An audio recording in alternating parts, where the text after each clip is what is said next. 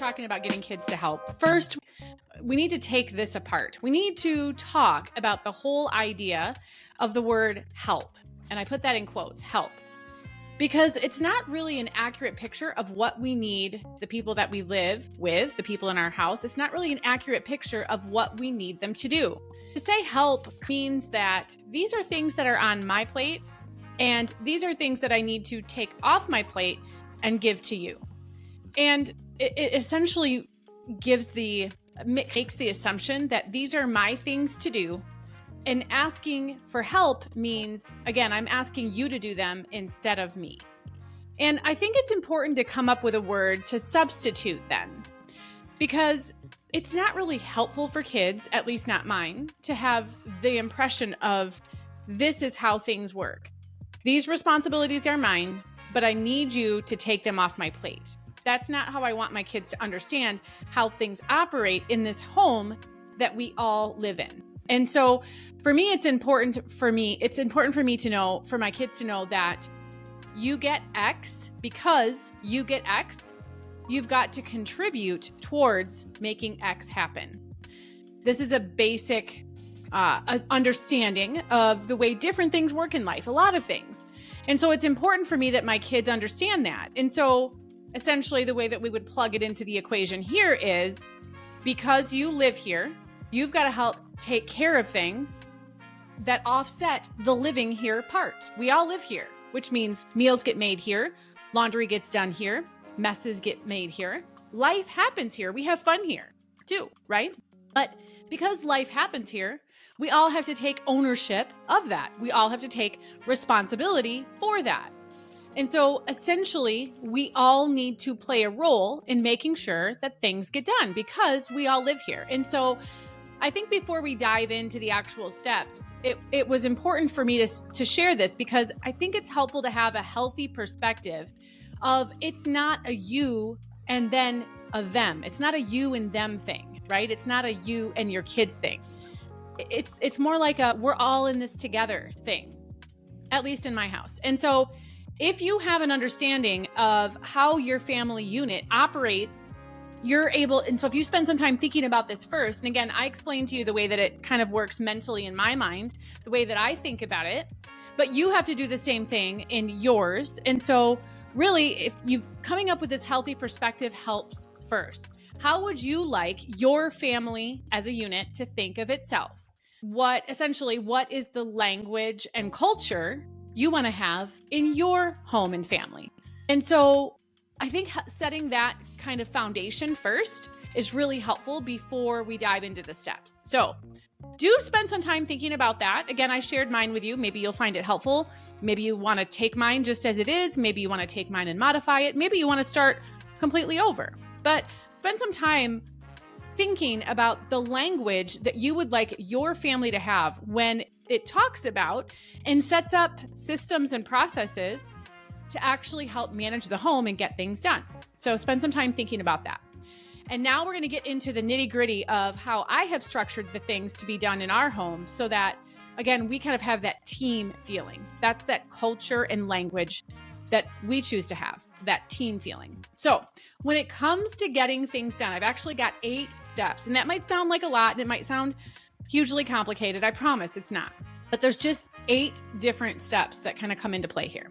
So number 1, when it comes to me essentially creating as the primary home management person, I'm the one that comes up with how things get done. I'm the one responsible for distributing that and distributing those things. And so if you're responsible for that as well, then you will follow these same steps.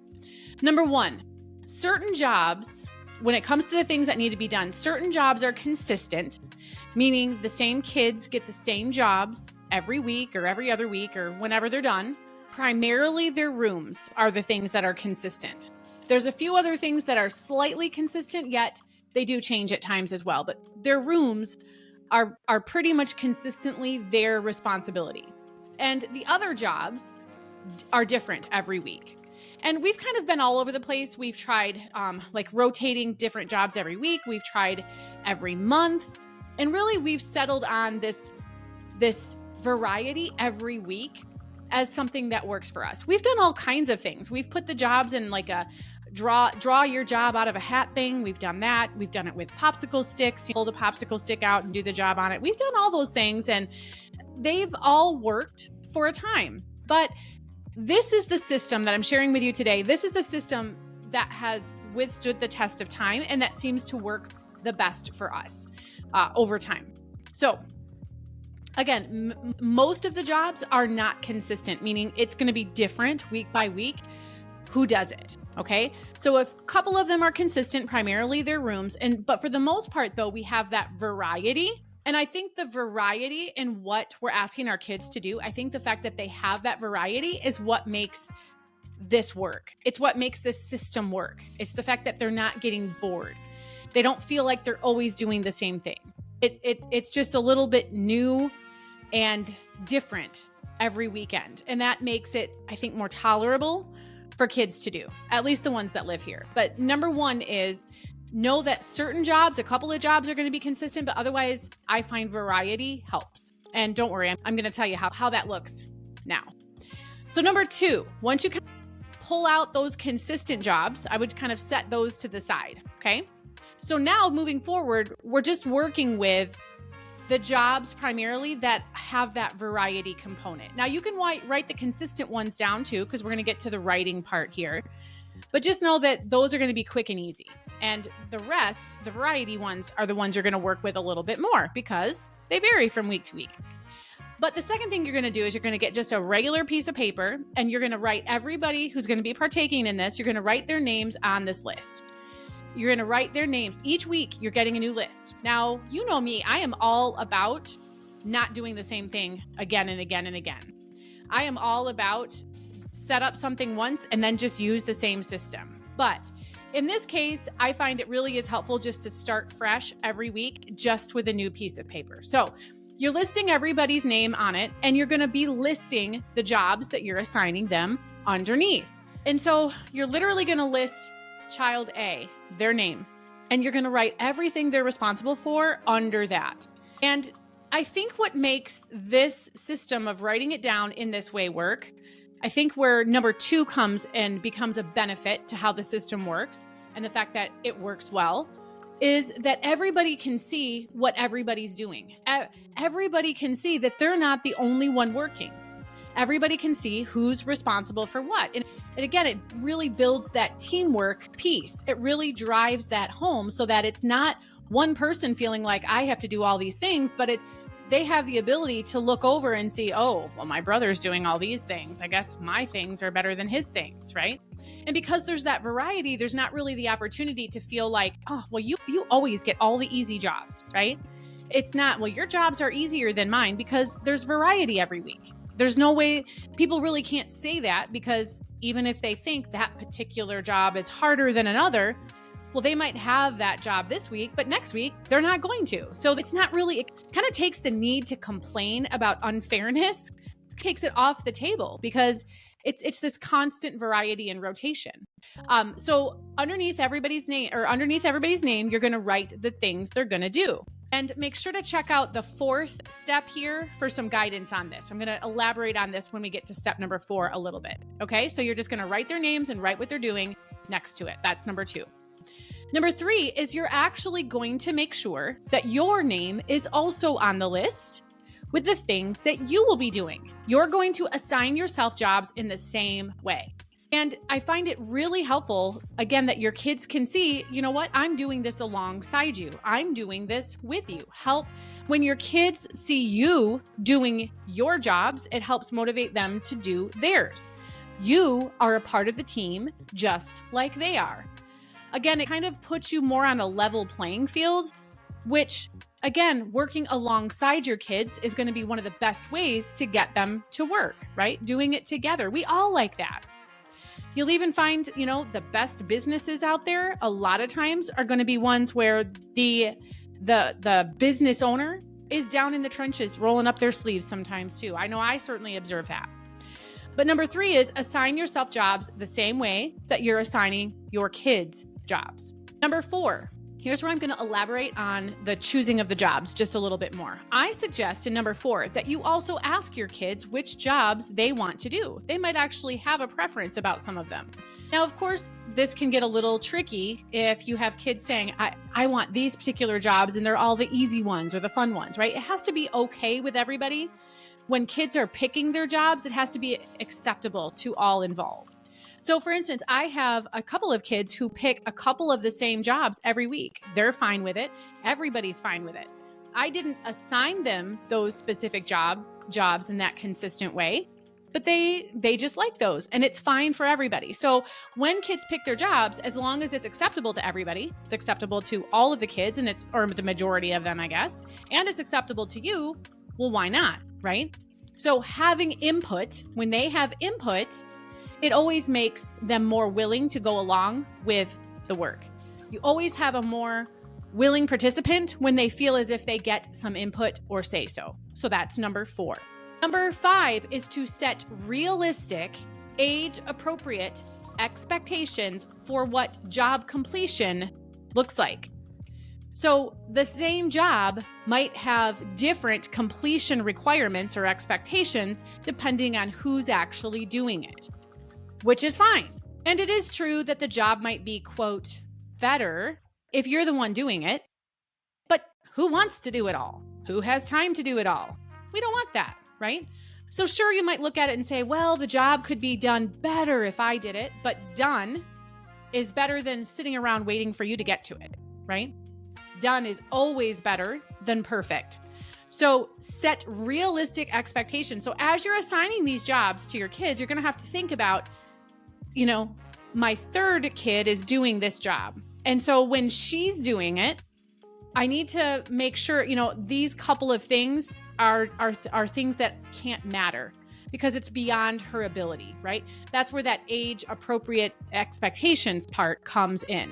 So as you're assigning these jobs, you need to think about what is completion going to look like, and it needs to be appropriate for the person who's doing it. That's number 5. Number 6 then is to train your kids in what your expectations are before you expect them to do the job solo. Before you expect them to take over and do that thing on their own, you need to train them in how to do the job. You have to train them in what they need to do in order to meet the expectations that you're setting up in number 5. So visually seeing what done looks like is what makes this system work. And when they can visually see what completion looks like, of course, you're much more likely to reach that, to have that expectation met. It's really hard for kids to understand what you want them to do if all you're doing is verbally telling them. You want to be able to teach and train them before they do it on their own. Number 7, have something fun planned afterward. Incentives and rewards, they work. There's just no way around that. You like a reward too. I know I do. So it could be a shared reward, or it could be a reward that's different for everyone. There's a time and a place for each of those. But make sure that everyone knows at least that there's something fun coming after. You don't have to let the whole cat out of the bag, but them knowing that there's something fun coming after certainly helps. Us, we've been doing this system for so long, and this is just kind of the way that we have done it for so long, that our kids know that on a typical weekend, when we are divvying out the majority of these jobs, on a typical weekend, it's going to be a match. We're going to work and get all of this stuff done, and then whatever we're doing, well, it will come after that.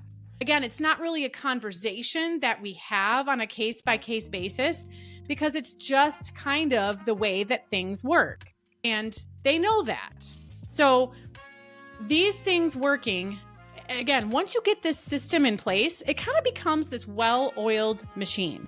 But the idea here, though, in number 7 is that you need to have some rewards and incentives set up so that they know that let's get the work done so that then we can have the reward. Super duper helpful, motivating. Everyone loves rewards and incentives. Number 8, the 8th thing that you need to do is check their work. I know this is hard. Who has the time for that? But accountability is what makes this work. And there just is no way around it. You're going to have to check their work. Now, of course, the more regularly each kid does each one of these jobs, you'll find that you have to do more checking in the beginning, and later on down the road, you don't have to do it probably as thoroughly, maybe even as frequently. And sometimes if you can have older kids check younger kids' work without issues, right? If you have the older kid who's willing to be honest, if you have the old, and not just get their sibling in trouble, if you have the older kid who's able to understand what those age-appropriate expectations actually are, that can be something that can help. Again, you don't want your 15-year-old going in to check your 6-year-old's work with their expectations in mind, right? The expectations you would have for your 15-year-old are, of course, going to look different when it's the 6-year-old. And you have to make sure that the 15-year-old knows that, right? They need to know what your expectations were for that job for that particular child. Sometimes older siblings are able to help out with the checking. Sometimes they're not. So I say that it's possible. I say just exercise caution though, because we do want to make sure that, again, the kids we're asking to do the judging are doing so honestly and fairly on both sides of the equation. If you've got this shared reward that's happening, you also want them to be honest for your benefit. You don't want them saying, oh yeah, it looks great. Let's get on to the reward. And we don't want that, right? So you can do that. You can have your older kids check younger kids' work. I just would say exercise caution.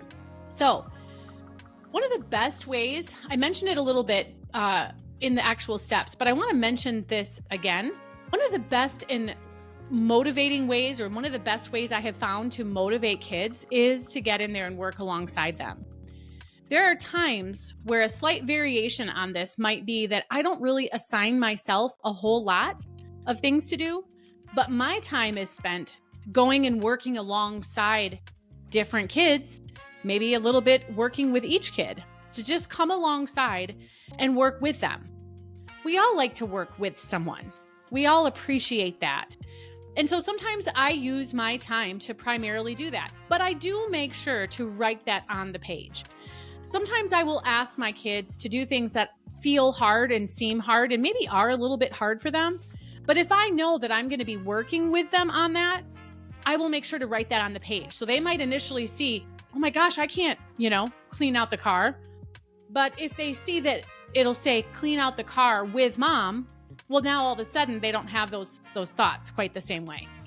So there is a time and a place too for assigning yourself to work with a kid, or even to assign siblings to work together. We've done different variations on that as well.